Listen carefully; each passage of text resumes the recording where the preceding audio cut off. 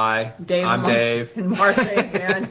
We're the Condons. Welcome to our weekly podcast, Healthy Heart, Healthy Marriage. Yeah. We're on number 11, I believe it is tonight. Tonight is on healthy and unhealthy expectations. Yeah. And that could also be unrealistic versus realistic. Yes. So one will be based in love and logic, and that would be, of course, a healthy and realistic expectation. But an unrealistic one, there will be more fear-based and unrealistic. It just isn't unattainable. Yeah. Hi, Shannon. How are you? Good to see you. And this is, hey, Come, Shannon. Mr. Dan, we say hi. And having unrealistic expectations of anyone, even of yourself, is always going to lead down a pathway of disconnect. What else do you think? Just turmoil, confusion, anger. You can even become incredibly resentful towards somebody, and they don't even have an idea why you're so mad at them. But in their eyes, they're expecting something. They expected something from you. I've seen even where they expected a thank you card, and they didn't get a thank you card. And so they are upset at you. Oh. And they won't have an honest conversation with you and say, hey, I was really hoping you would have thanked me for that gift, and so now I'm holding resentment towards you. But it's like, that's unhealthy. And so Dave and I have learned that, because we came into the marriage with all kinds of expectations. This was a godly marriage, and it was going to be perfect. Yeah. We expected it to be perfect. We expected it to be no holy. issues. We expected just for us to just blend, and there would be nothing, no struggles. And boy, we were we found out we had some realistic expectations, unvoiced, or needs that we not had. Communicated. We didn't communicate them, and so that's where it boils down to: is when you're not able to communicate needs as a child, you're not going to be able to communicate them as an adult because you didn't know how to. In many cases, you didn't even know you had needs. Like I didn't even. That's true. When someone asked me one time, well, what do you need? I think you even said to me, what do you need? I didn't even know how to answer him. Yeah. Because I never put a word to the need. Yeah, you were upset. But you couldn't verbalize what you needed. I couldn't say what I needed. And so what happens is then you just are in turmoil inside. You know you need something, but you can't communicate it. And so then you take that out on the person you're with. Instead, now we've learned to say exactly what we need. And if we don't know, we can say, I don't know what I need, but I need something. Instead of expecting the person to just mind read. You should just know why I'm upset. How are they going to know you're upset? They're not inside your head or your heart. And so in many cases, we have to learn how to communicate in a healthy way. So we have where if I need a hug, I just say I need a hug. Instead of like getting mad because he didn't just know to give me a hug. Or if we've done stuff around the house and we want the other one to notice. Instead, we just say what we've done around the house. Hey, I cleaned up the closets a lot today. Can you just notice? Can you go in there and notice and say what a great job I did? Because that's what I need. He didn't need it. And so that was something we learned. It's like, say what you mean what you say. Yeah. Don't even ask a question that leads to it. Just say what you want. Yeah, asking the question, that's kind of manipulation. Yeah, it's like I'm going to eventually get around to what I need, but I'm going to first use this other way of doing it and might throw in a few digs. Instead of just saying what you need and asking what you want. And this goes for any relationship, but we found with husband and wife, you're going to just recreate what you saw growing up. Right. And you will also recreate the environment and the overall atmosphere of the home. So if it was hostile, if it was chaotic, your inner man is going to just recreate it because it's what's comfortable. It's what's familiar. And so we were just doing that. We were recreating the atmosphere of our childhood homes, even though we had gone through healing. Right. And lots of healing. Yeah. It's like, oh my gosh. So we had to then go deeper and go and start learning about needs and core needs. And also learning what healthy expectations in a marriage are. Like one would be appreciation. You know, we want to appreciate your partner or your spouse. And then not always go looking to the negative or the bad. You want to focus on the good. We talked about those. Right. Yeah, and kindness. and not expect them to look perfect all the time or act perfectly all the time. Not expect them to have a down. You should never be upset. Yeah. You should always be happy all the time, and then when they're not, there's a problem. Yeah, you can have some bad days. Those are unhealthy expectations. Or an unhealthy expectation can be, like we said earlier, is expecting your spouse to notice. Even you got a new haircut. And so you want him to come home or to say, oh my gosh, you look amazing. You got a new haircut. Hey, Brad. Yes, thank you, Brad. Thanks, Thank Brad. you. I needed that. Thank you. You guys are bro friends. Yes. And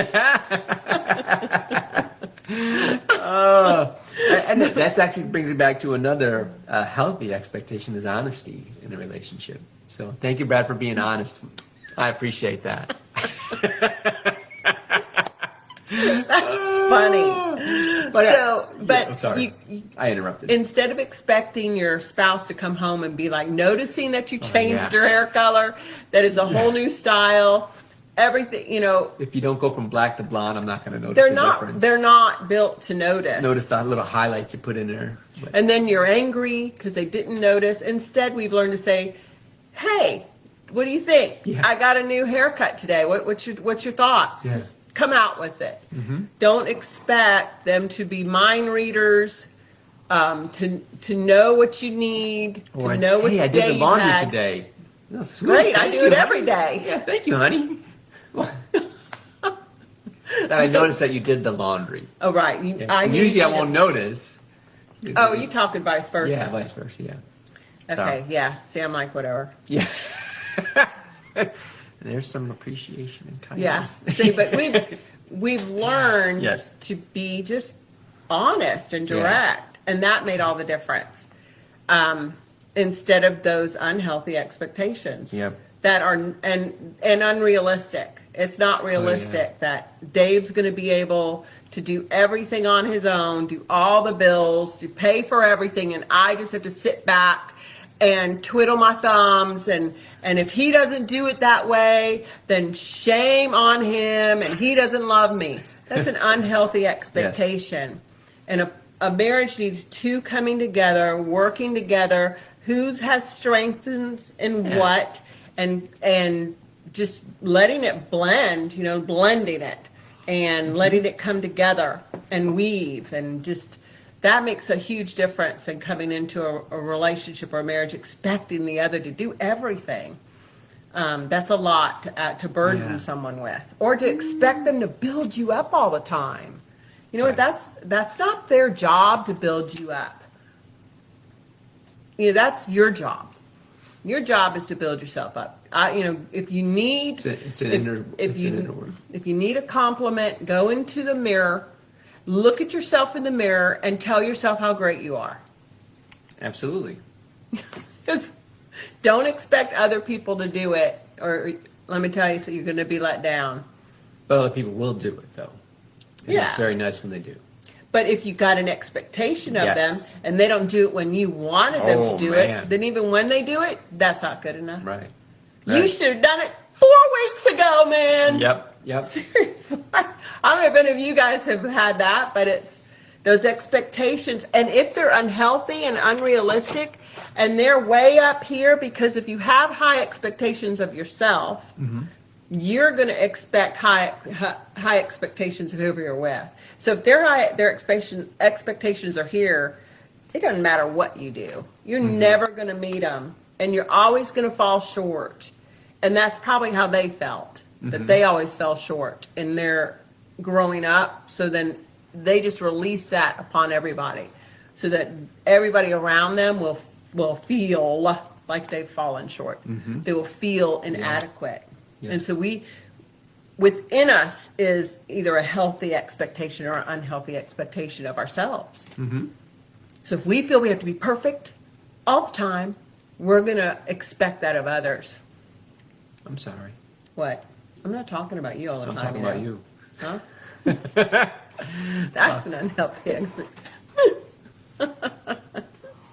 So we've kind of learned to Yes. let each other off the hook. Yes, and to laugh about when we do make mistakes. Yeah. It's, And kindness, respect, honesty. These are all good. say what you mean what you say. Yeah. If you need a Appreciation, hug, ask for a Making an hug. effort. Those are all good expectations. If you need a compliment, ask for a compliment. Mm-hmm. Yeah. If you If you need a foot rub, ask for ask the foot for rub. a foot rub. Don't expect the person to just know Mm-hmm. and do it. And don't judge them because they didn't. Right. They didn't read your mind and you judge them. Yes. Oh gosh, don't compare. No, that's right. Comparison. Don't No compare comparing. That's with another another one. Yes. couple. Yes. And Not because- comparing. That is huge. Because, I'm just going to think of a name. And of course it comes from the Waltons. Ah! Baba Jean or whatever, Billy because Bob. and Billy Bob, that they are just got, they're magical, and they're all she does is talk about how wonderful a husband. Trust me, you don't know what goes behind closed doors, and just don't judge your husband then because he doesn't line up with what somebody else's husband looks like. Yeah. That's or the wife, Yeah, and don't, absolutely. yeah, just yeah, work on your own heart, and if your heart is if your own heart is safe, like you're good to yourself, you build yourself up, you love yourself, you don't neglect yourself, you have safe boundaries for yourself, you're interdependent, not codependent, you're a separate individual from another person, you don't need to fix and rescue and give advice all the time, you're okay. That is a really healthy place, and therefore you're going to know how to communicate and what to say and when to say it. So work on your own heart to be a safe place for you. Work on your own heart to build it up, to not neglect it, but to nurture it. And so that's what we kind of did. We worked on our own hearts. And then from there, we were able to then release to the other person a healthy part, a healthy perspective. Correct. But it first had to do with, it begins with me. I have no idea. Hear that song. Look at yourself. It all begins with us. Yes. Yes, a lot of our unhealthy expectations are rooted inside of us. And we have to recognize that we have unhealthy expectations, what they are, so we don't have to stay with them anymore. Yeah. And husbands are not there to be your father that you didn't have. Oh, no. And wives are aren't not there to be your the mom. mother you never had. That's not how it's supposed to be. That's not going to work. And when we have father issues, we tend to attract similar character traits, and vice versa. So you have to deal with that, and you have to even look at yourself as to, okay, what is my cycle? What have I done in relationships? What have I been expecting? Am I even expecting them to treat me like my dad treated me? Am I expecting him to leave me because I felt abandoned by my dad? Am I expecting him to betray me because my dad betrayed my mom? Am I expecting him to reject me or avoid me or not want to spend time with me because that's what I saw and my dad never wanted to spend time with me? Because you will attract that, but then you'll produce it too. Yeah, that goes back to our bitter roots and bitter root judgments. And once the heart has been, we'll just say, tuned into the wound, it's going to flow from it. And so we will continue to poison and contaminate and defile the people in our lives based on the condition of our heart wound. And there's where the bitterness lies. So it's going to produce bitter fruit. Right. Because it's bitter there. It doesn't mean the whole heart is bitter. It's a place. So you need to go to that place and get healing there. I mean, and just as something that I've just learned recently, it's like, so we tend to use the word broken. Broken. It's a broken relationship. He broke my heart. Well, wait a minute. No, there's some good places there too. Maybe there's a spot that needs to be looked at and dealt with. it might be cracked, but that doesn't mean you've lost in other places. You still can have strength and hopefulness and joy. Let's not just lump it all together and say you're broken. No, you've got beauty in there. You've got wisdom. There's so many other great things you can grab a hold of instead of just naming yourself one thing. And that gives so much power to the other person too. And even to our parents, at some point, we have to make a honest decision and a courageous decision to man up and not always be blaming, but instead just look at yourself. I'm the common denominator. These are my expectations. They're not working. You know, how's that work? Well, I would say, how's that working for you? Yeah, and let dad and mom off the hook. If you got a vendetta against them, if you want revenge, you got to figure something out. Why am I needing to get even? Why am I hanging on to this anger and then projecting it on my spouse and expecting him to somehow fulfill something within me that I didn't get from my dad or mom? It's not his job. That's a lot of weight that we put on our spouses. Jesus does. Right. Jesus and Holy Spirit will help you fill those voids inside. Yeah, they will, and it's the best place to go for honest truth. But you got to first be humble and just go, okay, come, naked before them. What I'm doing isn't working, so let's change that. Yeah, and so instead of being at each other, you got to be like, oh wait, what can I do about myself and change me? That the best version. I say, how can I be the best version of myself? Absolutely. And it's almost like we did an inventory. Almost we did. Okay, this has worked. This didn't. Okay, well, let's look at this. So let's not go with the what didn't work. Let's look at what the positive and what has worked, and then let's build on that. And that really started, I think, shifting things too. Because sometimes we can get so focused on what isn't working or what they're not doing. What about all the great things they are doing? That's one of the ones I mentioned first. Appreciation. Focus on the good stuff, not focus on the bad. Right. Yeah. Yeah. And because if you're looking for the bad, you're gonna find it. Yep. I always say that. You don't have to look far. I'll tell you when I've done that. I'll be honest with you. If you need to point something out, hey, wait. Let me help you. Absolutely. So, yeah. Well, time's up. Yes. Already. And we won't be here next week, so we're going to take a week off. And just to let you know, so... But the following, we'll be back. So if you watch this on the replay, just put a comment in, replay, hashtag, whatever. Hashtag replay. Hashtag replay. Yeah, these newfangled things, I don't know yet. Then we'll expect you to do it. In a healthy way. So we appreciate you. Just like, share, subscribe.